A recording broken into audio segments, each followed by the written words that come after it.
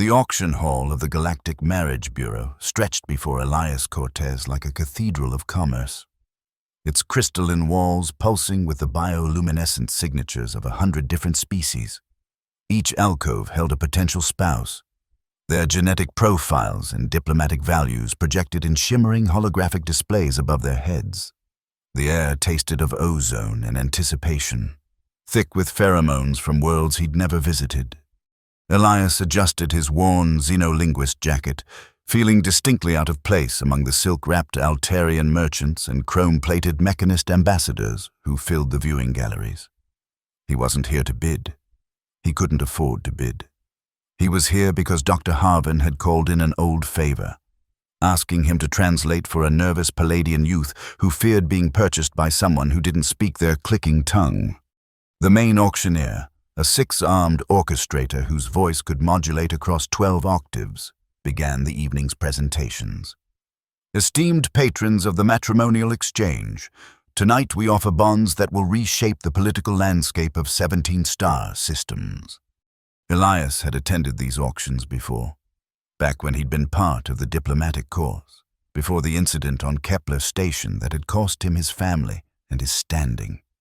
The Marriage Bureau operated on the principle that sentiment was secondary to alliance. Love was a luxury few species could afford when trade routes and military pacts hung in the balance. The Palladian youth went quickly to a kind-faced Terran colony representative who, thankfully, had studied the language. Elias should have left then, should have walked out into the methane rain of Viridian 4 and caught the next shuttle back to his cramped quarters in the refugee sector. But something made him linger. The auction proceeded through its catalogue of the young, the beautiful, the politically connected. A Zephyrian princess with wings like stained glass commanded a bidding war between 3 mining conglomerates. Twin Gemini telepaths, their minds in perfect synchrony, went to a research collective seeking to unlock the secrets of quantum entanglement. Then the lights dimmed, and a different kind of silence fell over the hall. "We have one final offering tonight," the orchestrator announced, its voice dropping to the lower registers that suggested disappointment. "A special circumstance case." A containment pod was wheeled onto the central platform, its sides opaque, humming with the distinctive frequency of psionic dampeners. Elias felt the hair on his arms rise. Whatever was inside required serious psychic shielding. "Kira Thal of the Thalorian Matriarchy," the orchestrator continued. "Age, 43 standard cycles. Previous occupation, mind healer and cultural ambassador. Current status, telepathically compromised due to battlefield trauma sustained during the siege of New Thessaly." The pod's walls became transparent, and Elias forgot how to breathe. She sat in a meditation pose, her skin the distinctive pearl silver of her species, marked with the intricate scarification that denoted her former rank. But where a Thalorian's eyes should glow with the inner light of their psychic power, hers were dim, flickering like dying stars.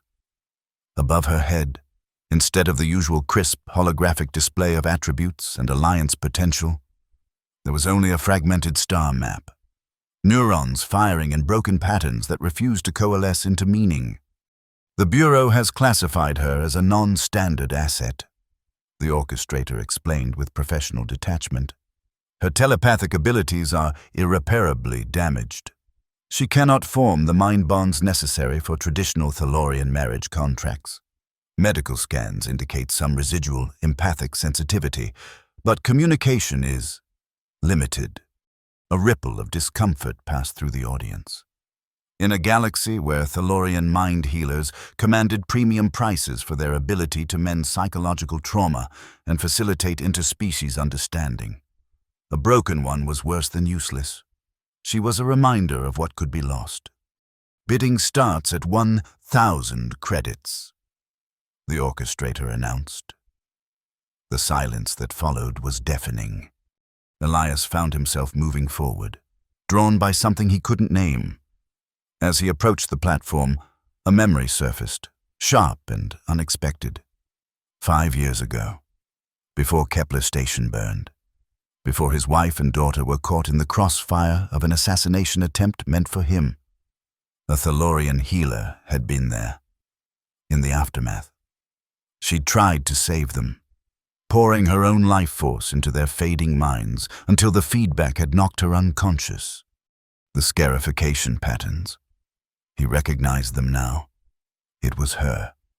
"The Bureau is prepared to accept alternative arrangements," the orchestrator said, its professional composure cracking slightly. Perhaps a research institution would find value in studying her condition. Kira Thal's head turned slightly, as if she could sense his approach despite the dampeners. For just a moment, their eyes met, and Elias saw something flicker in those dimmed depths. Not recognition, exactly, but a ghost of it, a fragment of shared pain. The orchestrator was already beginning to signal for the pod to be removed when Elias heard his own voice, rough with disuse, cutting through the hall's embarrassed silence. "I claim her." Every head in the auction house turned. The orchestrator's 6 arms froze mid-gesture. "I beg your pardon," it said, modulating to the frequencies of disbelief. Elias stepped fully into the light of the platform. "I said I claim her. Kira Thal of the Thalorian Matriarchy. I offer her my name and protection under Article 7 of the Humanitarian Accords." The bureaucratic machinery of the Marriage Bureau ground to a halt. Article 7 was an ancient provision, rarely invoked, that allowed for the claiming of damaged or displaced individuals who would otherwise face termination or mind wipe. It required no payment, only the legal binding of names and a pledge of guardianship. "You are human," the orchestrator observed, as if this might be a mistake Elias hadn't noticed. Elias Cortez, certified xenolinguist, former attaché to the Terran Diplomatic Corps. The credentials are on file. A flurry of activity erupted in the administrative boxes. Legal algorithms were consulted. Precedents were searched. The audience buzzed with speculation and scandal. A human claiming a broken Thalorian. It was absurd, unprecedented, possibly illegal. But not impossible. The Bureau's director materialized on the platform in a cascade of transport particles, her crystalline form refracting the hall's lights into prismatic patterns of irritation. "Mr. Cortez, surely you understand the implications of what you're proposing. Kira Thal requires specialized care. Her condition is irreversible. She cannot contribute to any alliance or trade agreement. She cannot even communicate in any meaningful way." "I understand," Elias said, not taking his eyes off Kira Thal. She was watching him now with an intensity that made the dampeners whine in protest. "And you still wish to proceed?" "I do." The director's form shifted through several shades of frustrated purple. "This is highly irregular. The Bureau exists to facilitate profitable unions, not whatever this is." "The law is clear," Elias pressed. "Article 7 requires only that I provide my name and pledge guardianship. I'm prepared to do both." "Your name?" The director's voice dripped with disdain. "A human name. Do you have any idea what that means in Thalorian culture?" Elias did. Names among the Thalorians were not simple labels, but living things, carriers of history and power.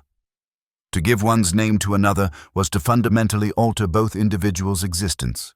It was why their marriage contracts were so valuable and so permanent. "I know exactly what it means," he said quietly. The hall had gone silent again, but it was a different kind of silence now. Anticipatory. Even the other specimens in their alcoves seemed to be leaning forward, sensing that something significant was happening. The director consulted with her subordinates through rapid-fire quantum entanglement. Elias waited, feeling the weight of hundreds of eyes upon him. He could see the calculations happening. The Bureau weighing the cost of housing and eventually terminating a broken asset against the precedent of allowing this irregular claim. Finally, the director's form solidified into something resembling resignation. "Very well. The Bureau acknowledges your claim under Article 7. However, there are forms to be completed. medical waivers to be signed, cultural integration protocols to be observed. I'll sign whatever you need, Elias said. The bonding must occur within the next solar rotation, or the claim is forfeit. Understood. And Mr. Cortez? The director's tone suggested a final warning. Once given, a name cannot be taken back. Not in Thalorian culture, not even if her condition worsens. Not even if you discover that her mind holds nothing but fragments and pain. Do you truly understand what you're binding yourself to? Elias looked at Kira Thal, at the broken star map of her thoughts, at the dignity she maintained despite everything that had been taken from her. He thought of another Thalorian healer, one who had died trying to save his family, whose name he'd never learned. He thought of second chances and unpaid debts. I understand, he said. Her name will be Kira Thal Cortez. The moment the words left his mouth, something changed in the air. The dampeners sparked and whined, struggling to contain a sudden surge of psychic energy. Kira Thal's eyes flared briefly, a flash of their former brilliance, before dimming again. But in that instant, Elias felt something brush against his mind. Not words, not even images, just a sensation. Gratitude. And beneath it, buried deep, the faintest ember of hope. The next hours passed in a blur of bureaucracy. Forms were generated and signed. Medical histories were reviewed. Integration protocols were discussed. The Bureau, for all its reluctance, was ruthlessly efficient once a course of action had been determined. They were eager to have Kira Thal off their books. One less reminder of the war's lasting damage. Elias was assigned a cultural liaison, a nervous Palladian who clicked anxiously as they explained the basics of Thalorian psychology and physiology. He learned that Kira Thal's condition was called mind scatter, a result of psychic feedback during extreme trauma. She could perceive the world around her, could feel emotions and sensations, but could not organize them into coherent thought or communication. Like having all the words of every language you know dumped in a pile, the Palladian explained, and being unable to sort them into sentences. The medical waiver was extensive, absolving the Bureau of any responsibility for Kira Thal's ongoing care. There were warnings about potential psychic surges, about the dangers of untrained minds attempting to connect with damaged telepaths. Statistics were quoted about the life expectancy of mind-scattered Thalorians. None of them were encouraging. Elias signed every document they put in front of him. As the station's artificial dawn approached, he was finally led to the bonding chamber. It was a small, circular room designed to accommodate various species' matrimonial customs. For the Thalorian ritual, it had been configured with resonance crystals and a shallow pool of conductive fluid that would help facilitate the psychic connection. Kira Thal was already there, free of the containment pod but still surrounded by a subtle field of dampeners. She stood by the pool, her posture straight despite everything, still carrying herself like the ambassador she had once been. The officiant was an elderly Thalorian male, his own psychic glow steady but subdued. He looked at Elias with something that might have been pity or respect. You understand that this bonding is permanent, he said. It wasn't a question. Among our people, names are not simply words. They are anchors of identity. By giving her yours, you create a tether between your minds that cannot be severed.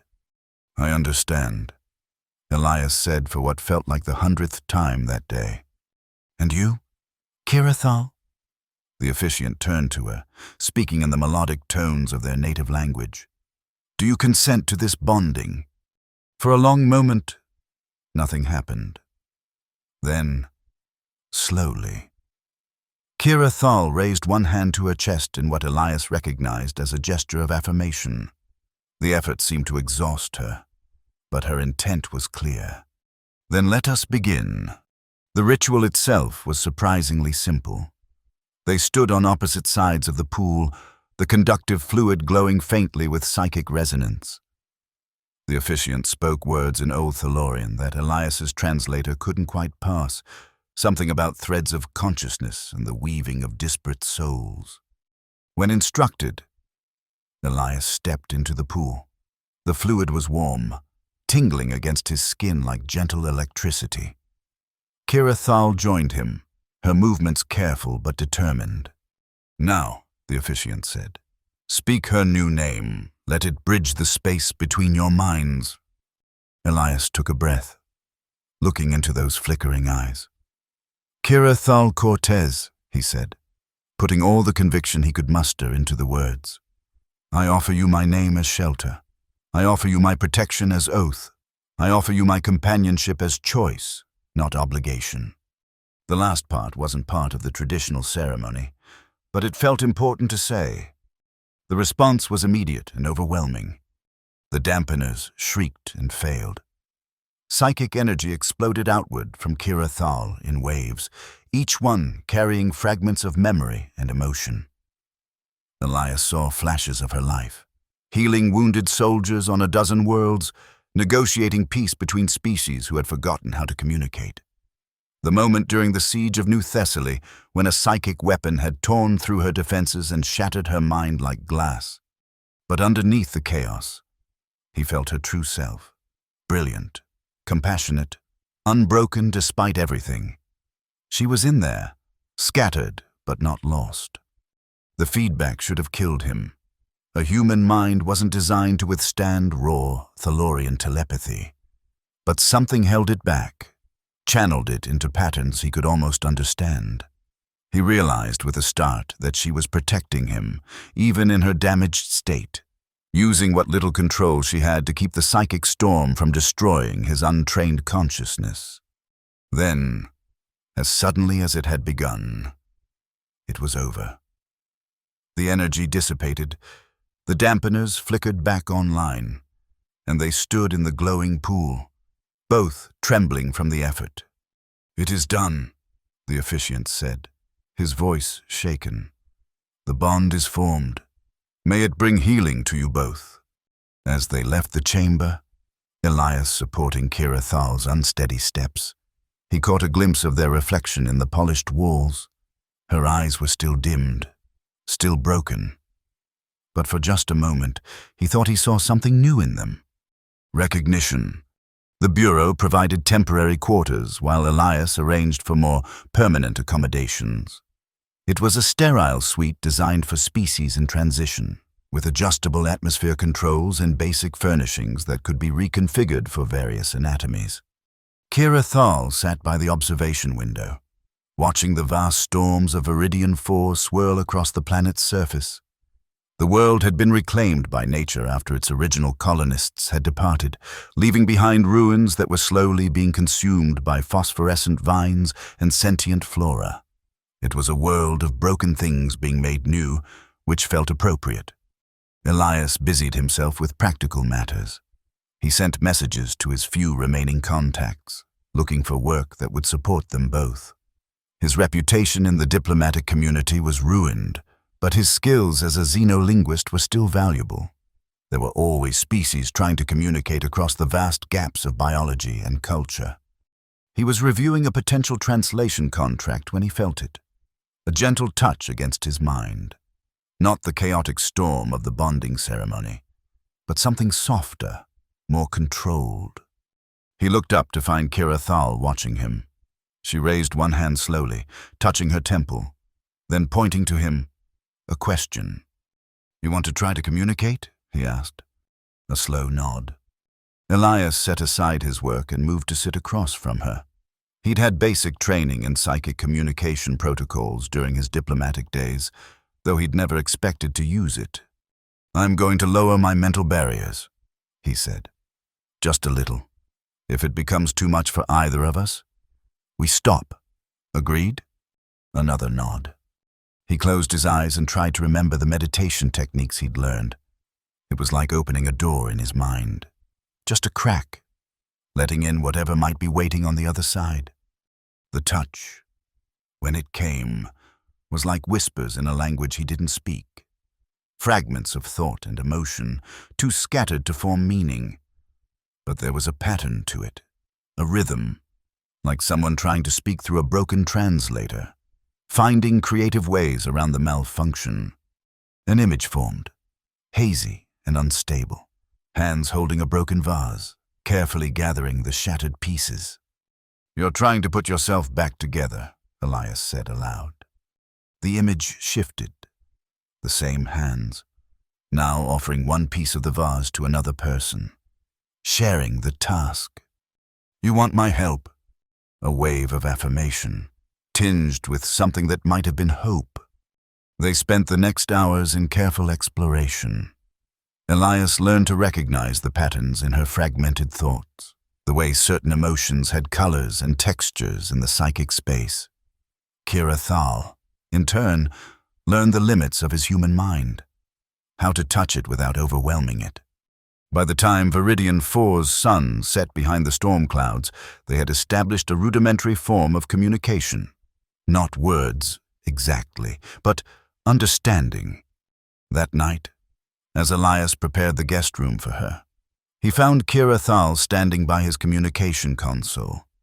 She had managed to activate it and was projecting an image on the screen, a star chart showing the location of New Thessaly. "You want to go back there?" he asked, dreading the answer. The site of her trauma seemed like the last place she should visit. But she shook her head, pointing to a different part of the image. Not the planet itself, but a small research station in orbit. Her fingers moved across the console with surprising dexterity, pulling up archived files. The Thalorian Memory Gardens, a repository of psychic imprints, where her people stored the experiences and knowledge of their greatest minds. Elias read further and understood. The gardens contained techniques for healing mind scatter, experimental therapies that hadn't been available during the war. "You think they can help you?" She touched the screen, then her temple, then made a gesture he was coming to recognize as maybe. But her eyes held determination. "It's in contested space," Elias warned. "The journey would be dangerous and expensive." She looked at him steadily, and he felt a pulse of thought through their new bond. Not words, but a feeling. Together. Elias sighed, already knowing he'd agree. "I'll need to take every translation job I can find. Save enough for passage. It could take months." Kira Thal moved to the window again, looking out at the bioluminescent jungle that was slowly reclaiming the abandoned city below. She placed one hand on the glass, and through their bond, Elias felt what she was thinking. Broken things could be reclaimed. It just took time, and someone willing to help gather the pieces. The weeks that followed fell into a rhythm. Elias took on a grueling schedule of translation work. Everything from technical manuals for mining equipment to poetry that required understanding the emotion colors of species who saw, in spectrums, humans couldn't perceive. He worked from their small apartment in the refugee sector, surrounded by dictionaries and cultural databases. Kira Thal, meanwhile, began her own form of work. She couldn't heal others in her current state, but she could still sense pain. She started spending time in the sector's communal areas, sitting with those who were suffering, without words, without even fully functional telepathy. She offered something that transcended language. Presence. Word spread quietly through the refugee community.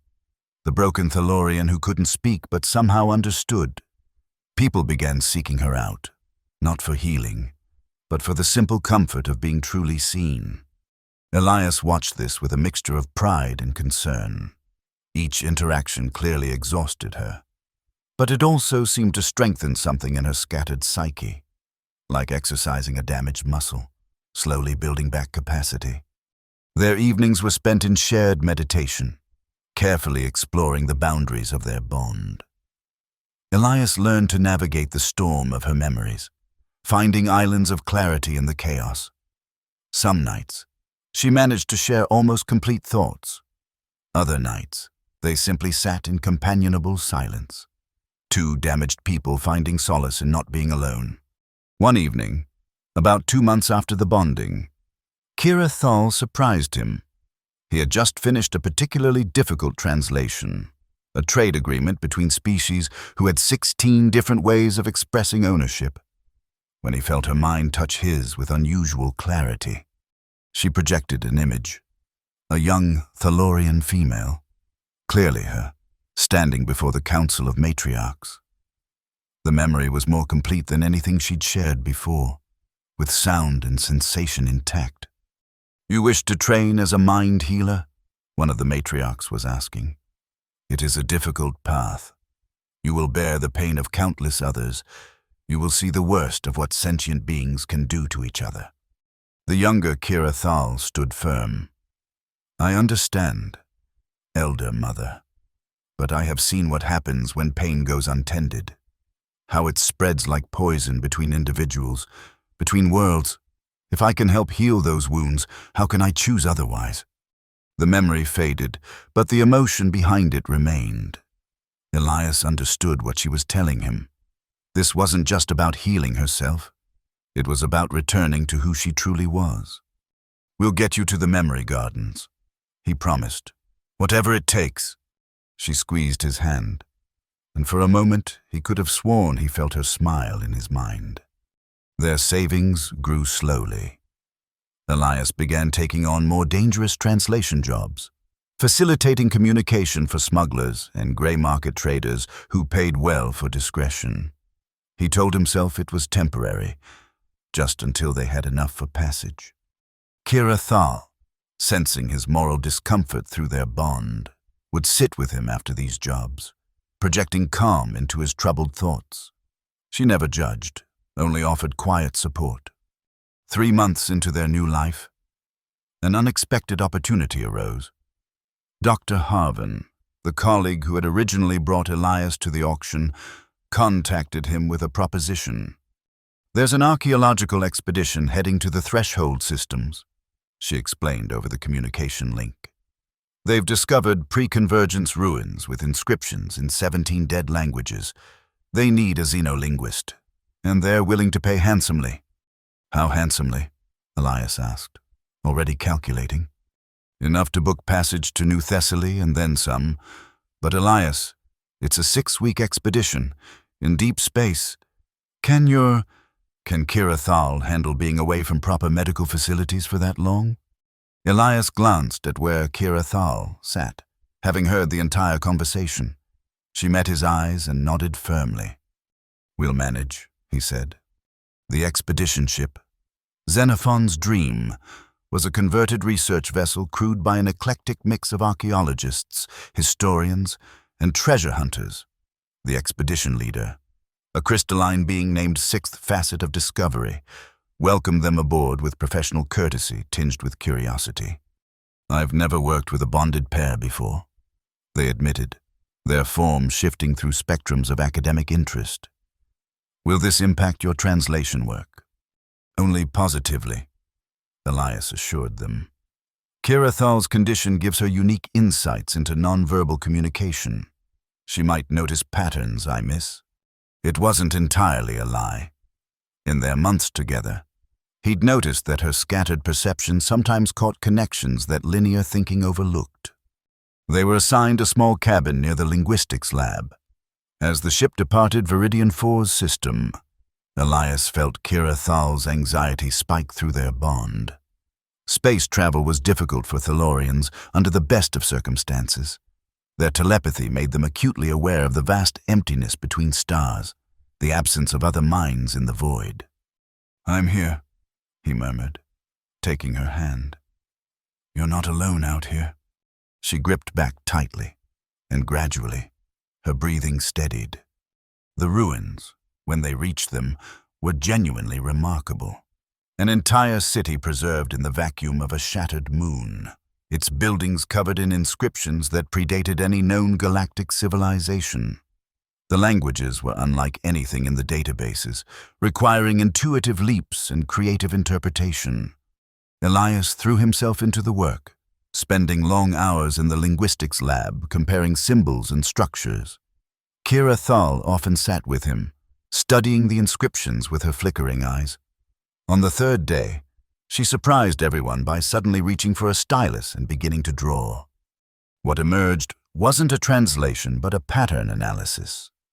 She had noticed that certain symbols appeared in mathematical relationships, their frequency and placement following a complex algorithm that suggested they were more than just language. "It's coordinates," the expedition's navigator breathed, running calculations on Kira Thal's pattern. "Star positions from millions of years ago. This isn't just writing, it's a map." The discovery electrified the expedition.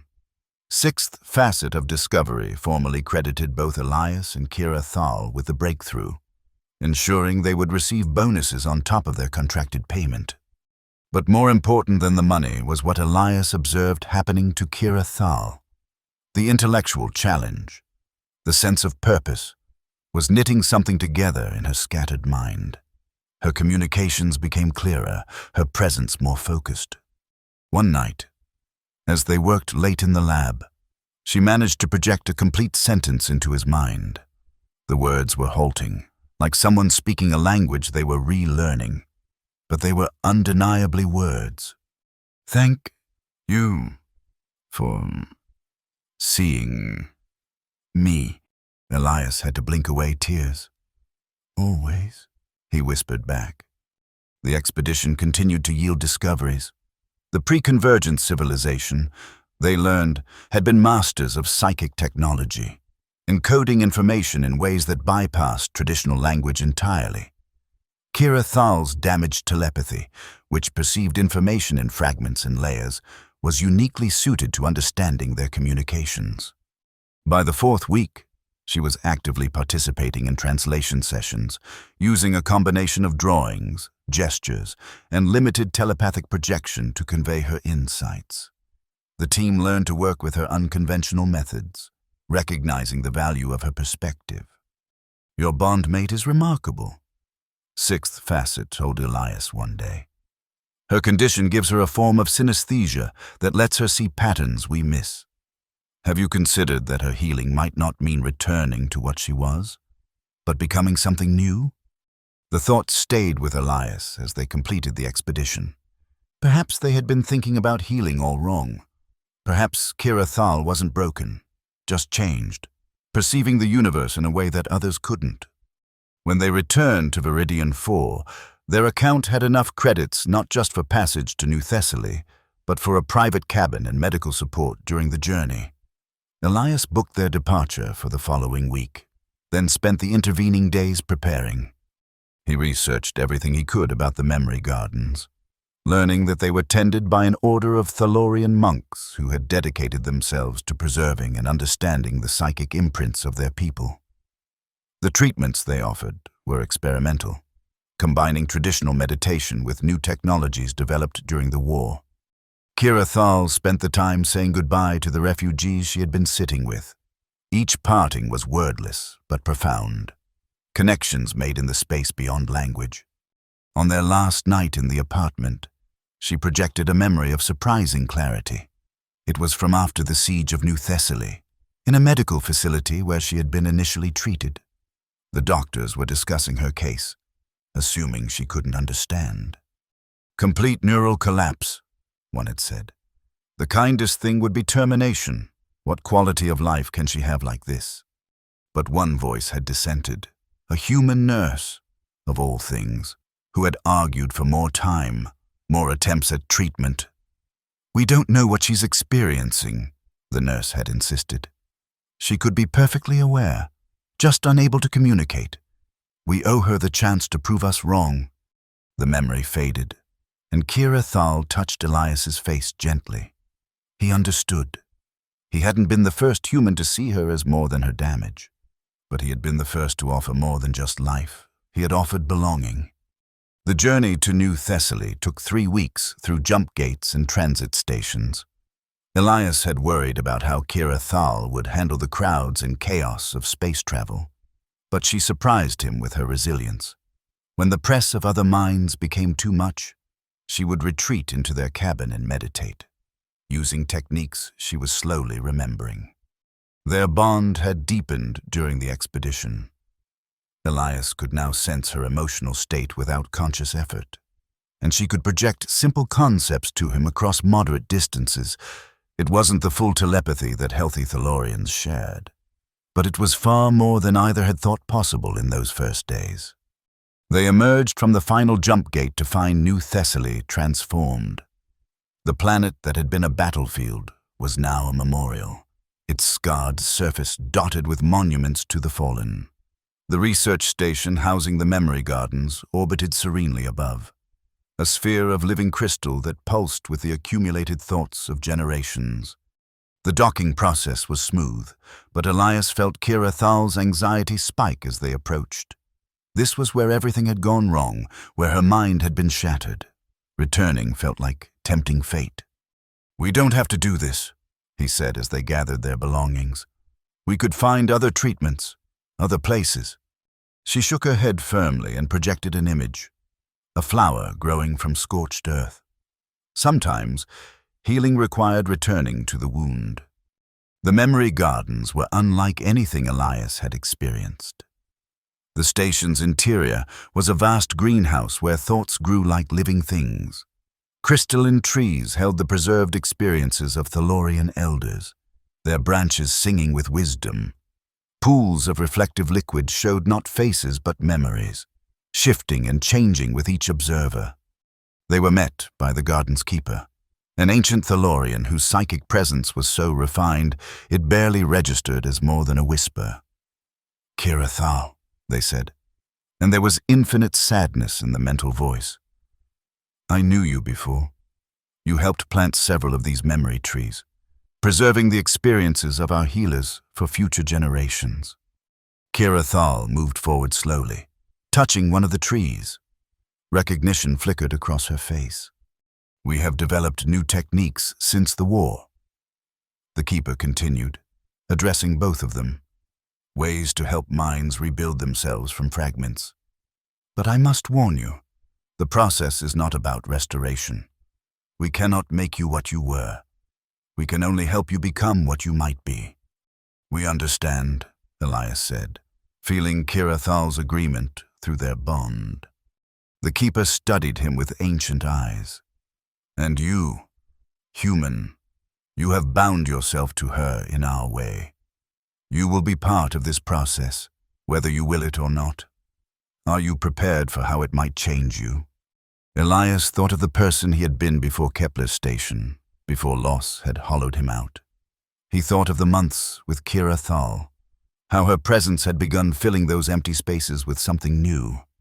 "I'm prepared," he said. The treatment began the next day.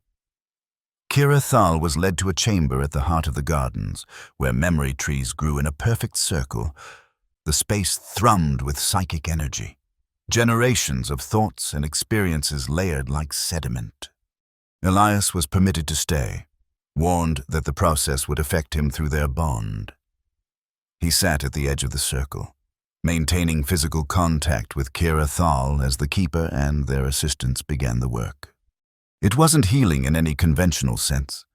Instead, it was like archaeology of the mind. The Thalorian monks carefully sifted through the fragments of Kira Thal's consciousness, not trying to force them back together but understanding how they had scattered, mapping the new patterns they had formed. Through their bond, Elias experienced it as a storm of sensation. Memories that weren't his flashed through his mind. A young Kira Thal learning her first healing techniques, the joy of mending a child's nightmare, the weight of responsibility as she rose through the ranks of her order, but also the moment of shattering, the psychic weapon that had torn through her defenses, designed to turn a healer's empathy against them. He saw how she had survived it. Instead of fighting the scattering, she had let herself fragment, each piece carrying a portion of the trauma so no single part bore the full weight. It was brilliant and heartbreaking, a sacrifice that had saved her life but cost her coherent existence. Days passed in the chamber. The monks worked with infinite patience, teaching Kira Thal's scattered mind new ways to connect its pieces. Not the old pathways, which were gone forever, but new ones that acknowledged and incorporated the damage. On the 5th day, something shifted.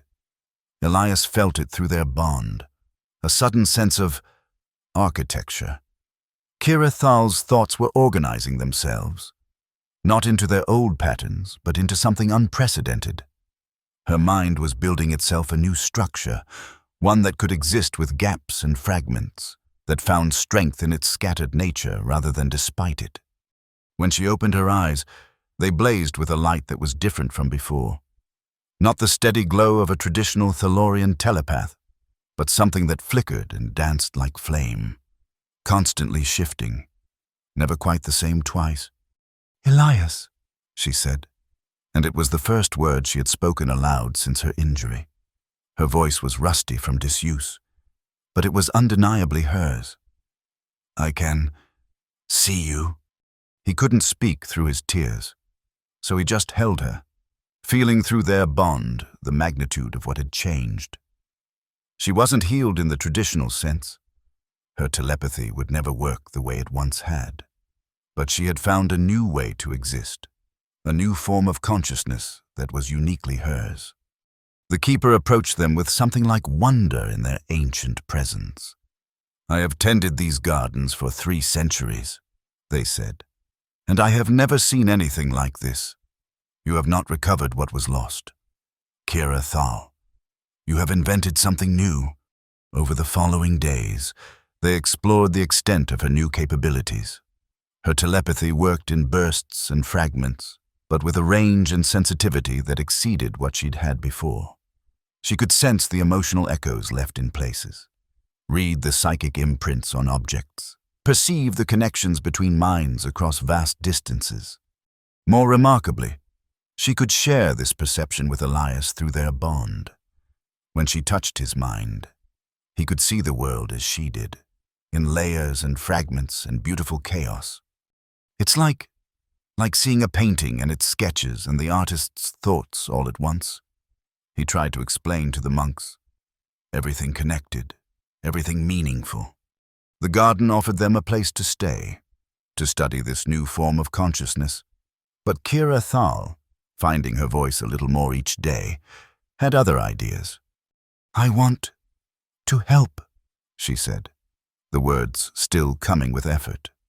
"Others, like me, broken by war. Show them new ways." They spent another week at the gardens, with Kira Thal learning techniques she could adapt for other forms of psychic damage.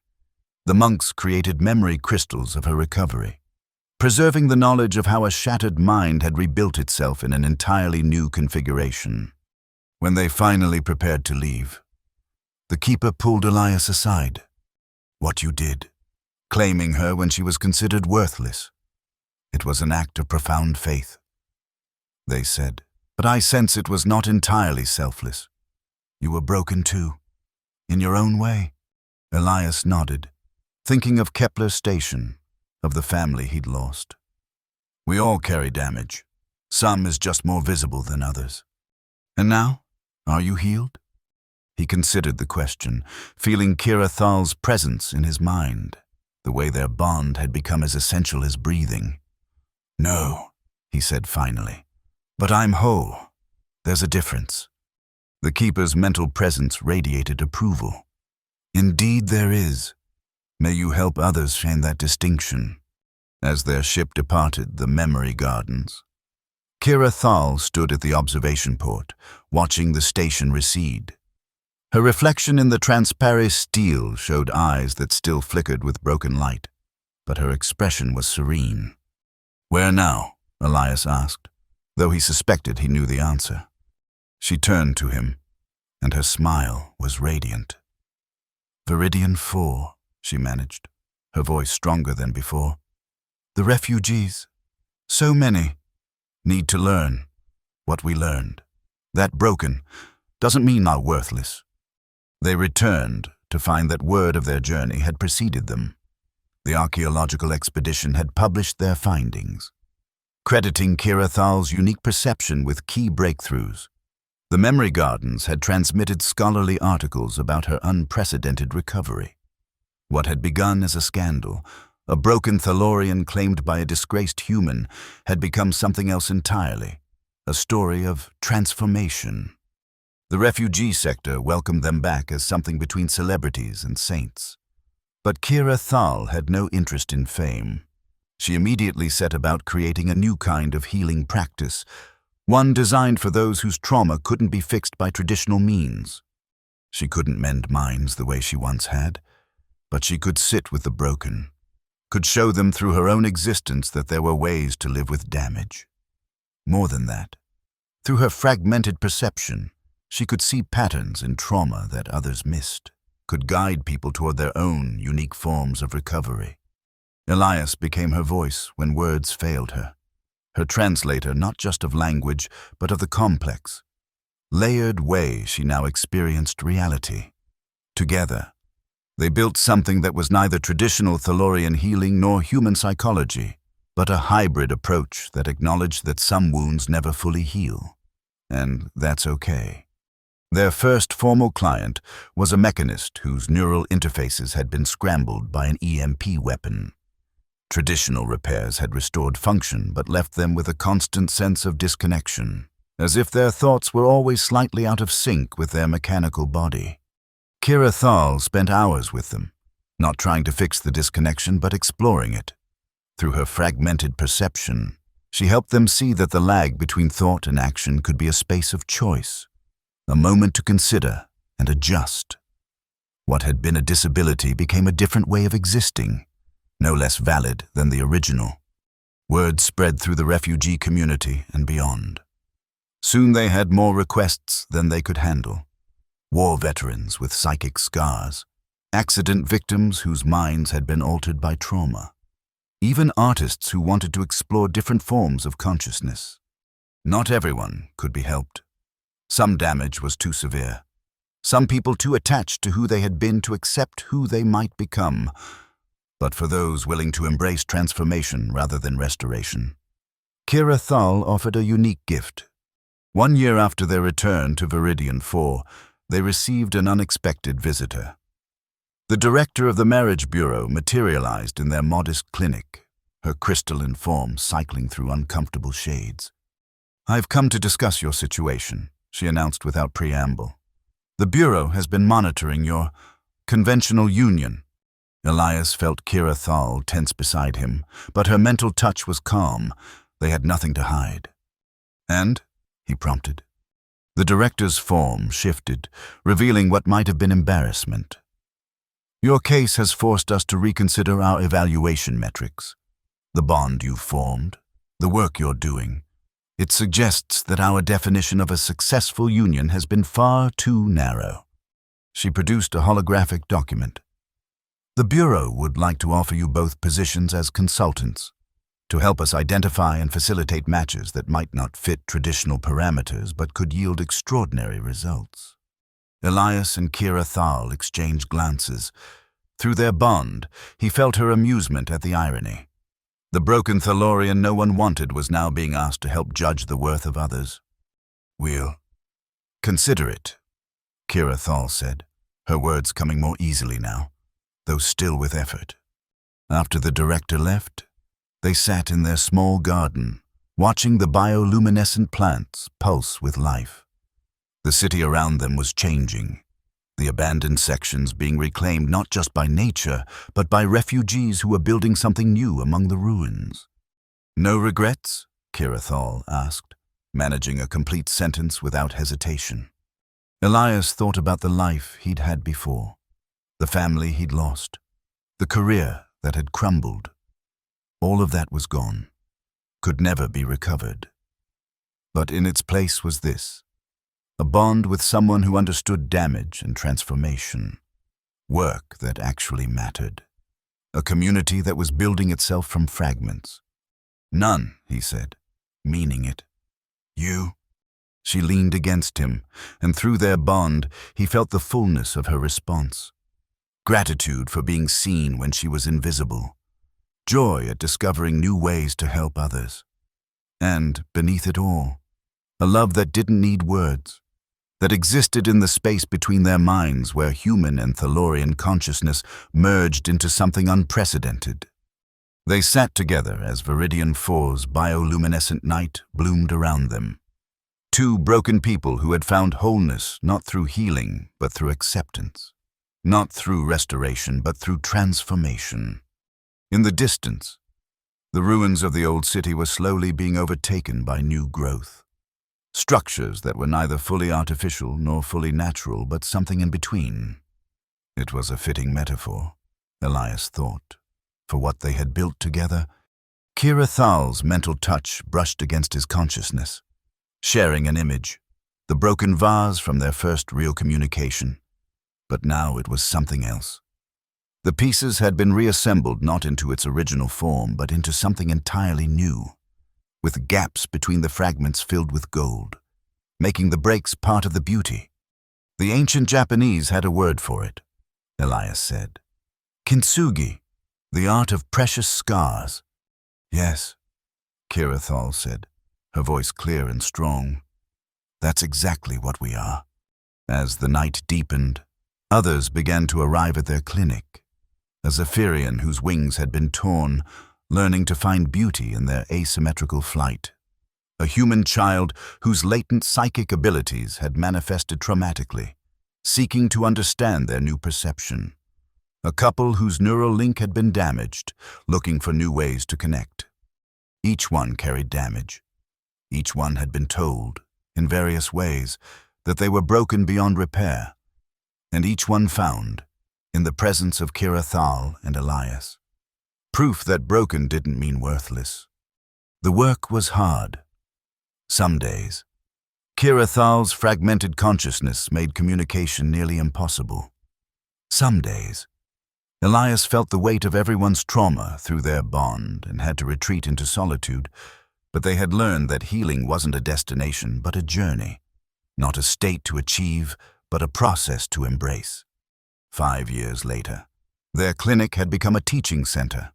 Healers from across the galaxy came to learn Kira Thal's methods, to understand how damage could become a different kind of strength. The Marriage Bureau officially recognized their bond as generating a new form of consciousness, worthy of study and replication.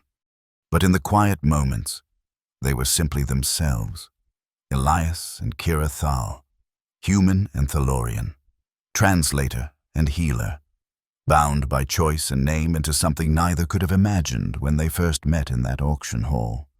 One evening, as they prepared for another day of helping others find their own forms of kintsugi, Kira Thal spoke, her voice now fluid, though still carrying an interesting rhythm, a music born of its own reconstruction. Do you remember what the director asked when you claimed me? If you understood what you were binding yourself to? I remember, Elias said. You said you understood, but you didn't. Not really.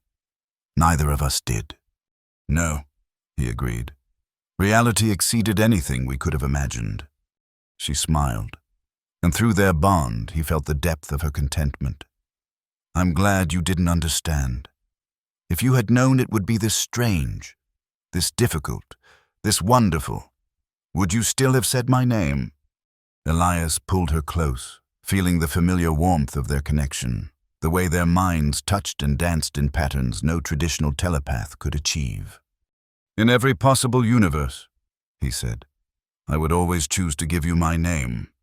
Above them, Viridian 4's stars shone through the observatory dome, each one a sun warming worlds they would never see. But their light reached here, to this small corner of the galaxy where broken things were being made beautiful, where names were bridges and damage was just another word for unique. In the morning, there would be more souls seeking transformation, more minds learning that scattered didn't mean lost, that fragmented could still be whole. The work would continue, as it always did, one precious scar at a time. But for now, they simply existed together in the space between thoughts, between species, between what was and what could be. Two people who had found in each other not completion but complement, not healing but hope. And in a universe that so often measured worth by perfection and utility, that was its own quiet revolution. The story of the broken Thalorian who no one wanted and the human who gave her his name spread across the galaxy, taking on the quality of legend, But for those who knew them, who had been touched by their work, it was simpler than that. It was a love story, just not the kind the Marriage Bureau had ever thought to catalogue. In the end, that made it all the more precious.